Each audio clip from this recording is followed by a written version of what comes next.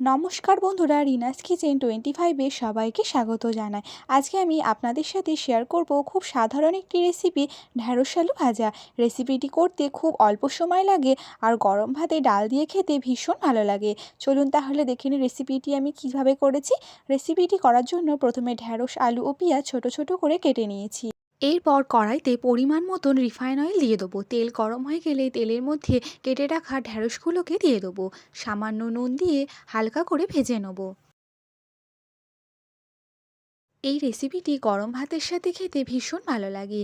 আপনারা বাড়িতে অবশ্যই একবার ট্রাই করে দেখবেন, আশা করি খুব ভালো লাগবে।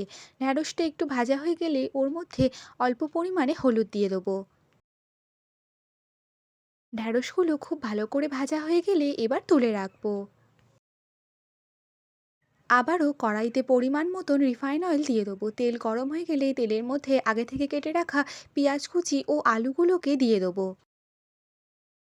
পেঁয়াজ ও আলু দেওয়ার পর কড়াইয়ের মধ্যে সামান্য নুন ও হলুদ দিয়ে দেবো।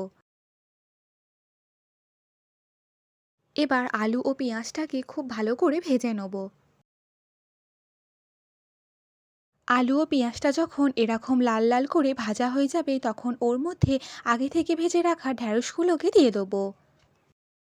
ঢ্যাঁড়সগুলো দিয়ে আবারও সব কিছুকে সামান্য ভেজে নিয়ে নামিয়ে নিলেই তৈরি হয়ে যাবে দারুণ টেস্টি এই রেসিপিটি। রেসিপিটি কেমন লাগলো অবশ্যই একটা কমেন্ট করে জানাবেন। আর এরকম নতুন নতুন ভিডিও দেখতে হলে চ্যানেলটি সাবস্ক্রাইব করে পাশে থাকবেন।